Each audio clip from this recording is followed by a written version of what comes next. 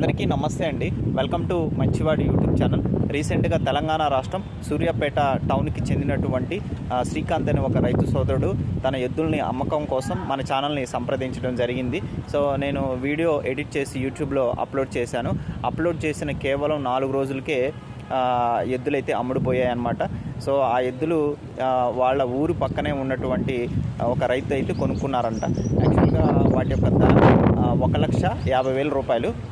వాటిని 1,38,000 రూపాయలకి కొనుక్కున్నారనమాట.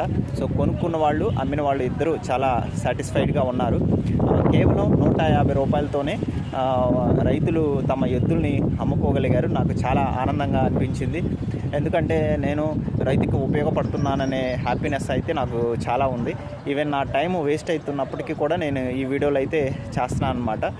అయితే ఛానల్లో పెట్టిన అన్నీ కూడా అమ్ముడు పోవండి, ఇది మీరు గమనించాలి.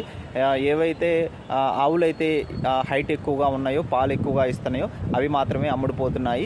ఎద్దులైతే బాగా వ్యవసాయ పనులు ఏవైతే చేస్తాయో అవి మాత్రమే అమ్ముడుపోతున్నాయి. సో గోవులు అమ్ముడుపోకపోతే నేనేం చెప్తున్నానంటే, గోవులు ఈనిన తర్వాత నాకు వీడియో పంపించండి, నేను ఉచితంగా వీడియో చేస్తాను. సో అమ్ముడుపోవడానికి నేను సహకరిస్తానని రైతులకి చెప్తున్నా అనమాట. కాబట్టి నేను ఇలాగా రైతులకి ఉపయోగపడుతున్నాను. తప్పకుండా మన ఛానల్ అయితే సబ్స్క్రైబ్ చేయండి. సబ్స్క్రైబ్ చేయడం వల్ల ఏం జరుగుతుందంటే, నేను చేసిన ప్రతి వీడియో మీకు కనిపిస్తుంది, లేదంటే మీకు కనిపించదు. అలానే నేను చేసే ప్రతి వీడియోను కూడా లైక్ చేయండి.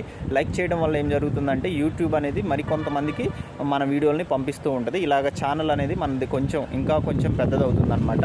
సో ఎక్కువ మంది సబ్స్క్రైబ్ అవ్వడం వల్ల మనకి ఉపయోగం ఏంటంటే, ఎక్కువ మంది రైతులు కాంటాక్ట్లోకి వస్తారు. సో మీరు చక్కగా పశువుల్ని అమ్ముకోవడానికి లేదా వాళ్ళ దగ్గర ఉన్న పశువుల్ని మీరు కొనుక్కోవడానికి మన ఛానల్ అనేది ఉపయోగపడుతుంది. కాబట్టి మీరందరూ నాకు సపోర్ట్ చేస్తారని ఆశిస్తున్నాను. యాక్చువల్గా నేను ఛానల్ పెట్టుకుంది 1,00,000 మొక్కలు నాటి వాటిని సంరక్షించడం కోసం పెట్టుకున్నాను. పక్షులు, మూగజీవులను సంరక్షించడం కోసం పెట్టుకున్నాను. ఆల్రెడీ నర్సరీని స్టార్ట్ చేశానండి. సో ఆ వీడియోలు చేయడానికి బదులుగా మీ అందరికీ చేస్తున్నాను. నాకు యాక్చువల్గా పశువుల పైన అసలు ఎటువంటి అవగాహన అయితే లేదు.